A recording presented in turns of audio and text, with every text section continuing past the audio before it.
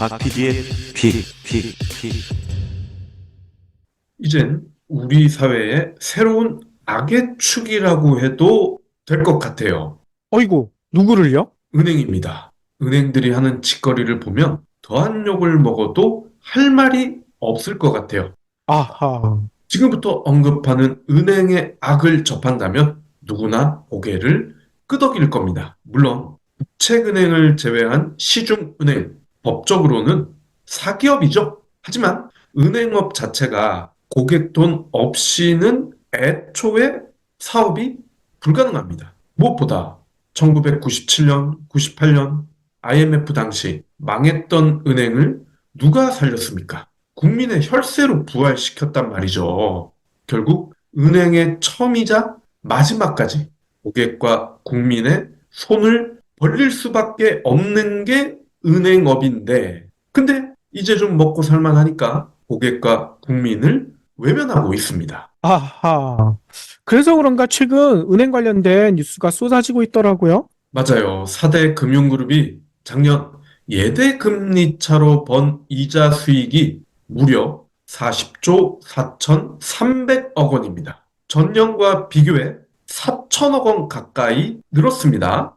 특히 KB금융의 이자 이익은 12조 1,400억, 전년과 비교했을 때 5.4% 늘었더라고요. 이렇게 늘어난 이유는 고금리 상황이 계속 지속이 됐고, 또 가계대출에 이어 기업대출 부문에서도 대출을 많이 냈기 때문입니다. 가계대출은 소폭 줄은 걸로 나왔지만 기업대출 잔액 상승세가 두드러집니다. 작년 12월 기준 5대 은행의 기업대출 잔액은 767조, 전년과 비교했을 때 63조가 늘었습니다. 같은 기간 가계대출은 1291억 감소했으니까 이 정도는 거의 제로에 가깝다라고 봐도 무방하겠죠. 가계대출이 소폭 줄었다라는 건 여전히 가계대출에서 막대한 이익을 올렸다는 의미입니다.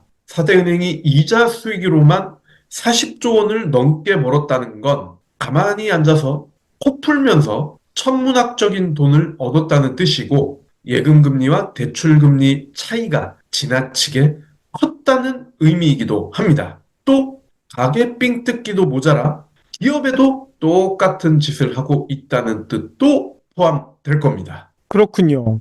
아니, 그러면 실제 경영 실적은 어떻습니까? 영업이익은 모두 성장세입니다. 근데 당기 순이익은 조금 줄었어요. 4대 금융이 지난해 벌어들인 순이익은 14조 9,600억, 전년과 비교해 3.6% 정도 감소했는데요. 일회성 비용의 영향이 어느 정도 작용했다, 이렇게 평가를 합니다. 주요 은행들은 작년 PF 부실, 이거를 땜빵을 해야 되니까 막대한 규모의 충당금을 적립했습니다. 이들이 작년에 쌓은 충당금이 무려 8조 9,900억 원이에요. 거의 9조 원이죠? 이게 전년과 비교를 해보면요, 101%가 증가한 겁니다. 그러니까 4조 5,200억 원을 더 충당금에 때려 박았다는 겁니다. 그렇군요. 근데 누가 은행더러 PF에 참여하라고 등 떠밀었습니까? 은행을 포함한 금융권의 고질적인 악습이자 관례인 PF에 아무 생각 없이 하던 대로 돈을 빌려준 거 아닙니까? 근데 문제가 터지니까 9조 원가량의 충당금을 쌓았습니다. 고객에게 삥 뜯은 돈을 엄한 데 투자해서 날릴 것 같으니까 재차 고객에게 삥 뜯은 돈으로 방패를 만든 거죠. 7개국 선진국이라는 3050 클럽 멤버 대한민국의 은행 수준이 이렇습니다. 40조 원을 벌었음에도 은행당 민생금융지원 비용, 놀랍게도요, 제일 많은 곳이 3천억 원에 불과합니다. 그렇군요. 근데 여기서 또 주목해야 될 부분이 있다면서요. 네. 이자 수익을 지금까지 말씀을 드렸는데, 그래도 이자가 아닌 곳에서도 수익이 나긴 나겠죠. 이를 비이자 이익이라고 하는데, 4대 금융의 작년 기준 비이자 이익은 10조 5,100억. 전년과 비교했을 때요, 53.8%나 증가했습니다. 서민들 예대 마진으로 삥 뜯기밖에 못하는 국내 은행 입장에서 비이자 이익이 53%가 늘었다? 놀랄 만한 수준입니다. 이 개별 증가폭을 보면요, KB가 1조 8,200억, 신한이 1조 1,500억, 하나가 7,500억 순인데, 예대 마진이 아닌 투자 자문 또는 자산관리라는 명목으로도 드디어 돈을 벌기 시작했다라고 봐도 될 것 같아요. 대표적인 사례가 있죠. 은행들도 어라? 이게 되네? 라고 깜짝 놀란 모양이에요. 변화가 바로 나타납니다. 국민은행이 올해 서울 반포 도곡동 일대에 KB 골드앤와이즈 더 퍼스트, 이름도 길죠? 새로 오픈할 예정인데 2년 전 압구정에 지하 2층, 지상 7층에 국내 최대 규모 플래그십 PB센터를 개점한 데 이어 본격적으로 자산관리 서비스를 확대하고 있습니다. 아니, 여기서 뭘 해주는 겁니까? 네, KB 골드앤와이즈 더 퍼스트, 이 발음하기도 긴 얘의 정체가 바로 PB센터라는 겁니다. PB센터, 즉 돈 많은 부자들을 상대로 자산관리를 해주는 그런 지점인데요. 이 국민은행 관계자가 이렇게 설명을 합니다. 변호사, 세무사, 부동산 투자 전문가들로 구성된 우리의 원팀이 우리만의 차별화된 종합자산관리 서비스를 제공할 계획이다. 그러니까 국민은행 소속의 변호사, 세무사, 부동산 투자 전문가들이 부자들을 1대1로 마크하겠다라는 겁니다. 우리 경불진 가족 건강지킴이 브리오 비타민을 더 열심히 챙겨야겠네요. 2개월분이 29,000원이니 절대적인 가성비 아닙니까? 맞아요. 약처 인증 43종의 원료, 영양성분 기준치 100% 충족, 22가지 복합 기능성이 있는 종합 비타민이잖아요. 무엇보다 임산부와 어린이까지 전 가족이 섭취할 수 있고 하나씩 개별 포장된 제품을 2025년 3월 5일까지 보관할 수 있어요. 네이버에서 브리오 비타민을 검색하세요. 국민은행이 이렇게 하면 다른 은행들도 가만히 있지 않을 것 같은데요. 그렇죠.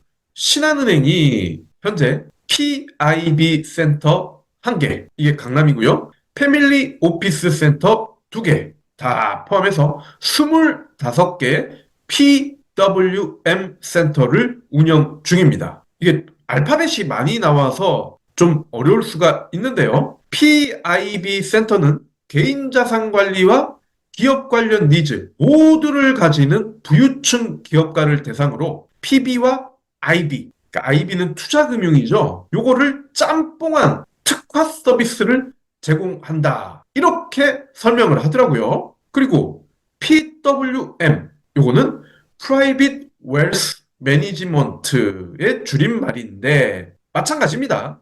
KB 골드 어쩌고저쩌고 하는 PB센터랑 똑같은 개념입니다. 근데 기준이 있습니다. 패밀리 오피스 센터는 100억 원 이상의 자산가여야만 이들의 전담 마크를 받을 수가 있다고 하네요. 와. 100억이 없으면 패밀리 오피스 센터는 들어갈 일이 없다는 겁니다. 10억도 아니고 100억. 우리나라에 몇 명이나 있을까요?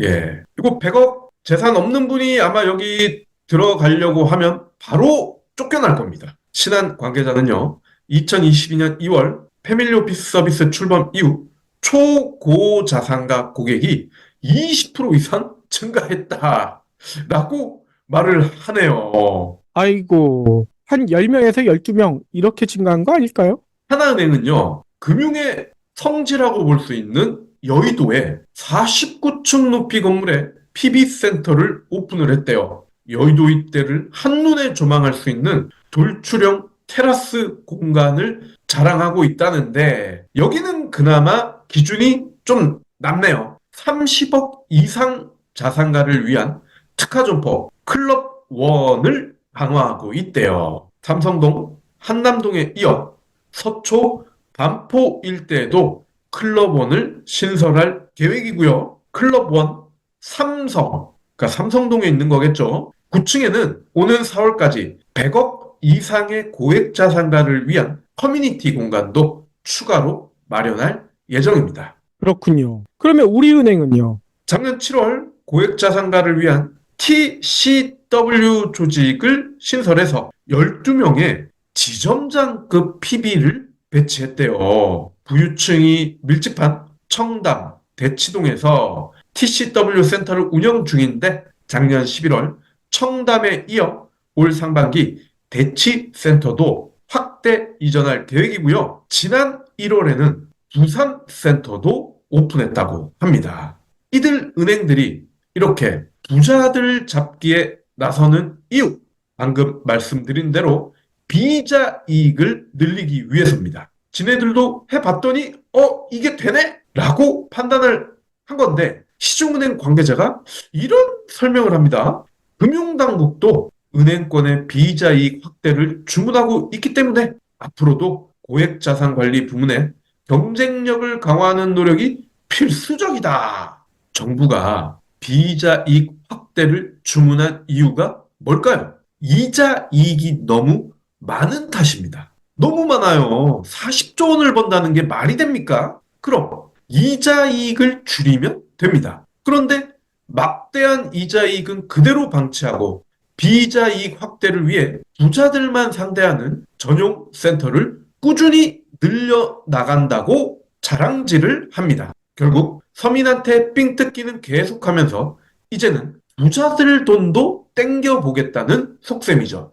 그러니까요. 문제는 그런 사이에 서민들의 피해는 더 늘어난다 이런 얘기도 있더라고요. 그렇죠. 5대 은행이 국내에 설치한 지점과 출장소 지난해 3분기 말 3,931개인데 1년 새 79개가 사라졌습니다. 애청자 여러분의 생활권에서 은행이 한두 개씩 없어진 게 다 이런 이유 탓입니다. 이렇게 되면 30분이었던 대기 시간은 1시간, 1시간 반으로 늘고요. 동네에 있던 은행이 없으니까 멀리 있는 동네까지 가야 됩니다. 직장인들은 은행을 가기 위해 휴가를 내야 되죠. 은행원들은 은행 가기 위해 휴가 내봤나요? 그런 적 거의 없을 겁니다. 즉, 지금의 은행은 정상이 아닙니다. 서민을 죽이는 악의 축, 그 이상도 그 이하도 아닌 거죠. 물론 이는 4대 은행 윗대가리들, 특히 무능하고 아무 생각 없는 PF 같은 거에만 관습적으로 참여하는 은행장 탓이긴 하지만요. 경불진 완주해주셔서 감사합니다. 하트 투척, 댓글 남기기, 링크 공유, 계좌 후원 등 경불진 두 PD에게 힘을 보태주세요. 더 좋은 내용으로 보답하겠습니다.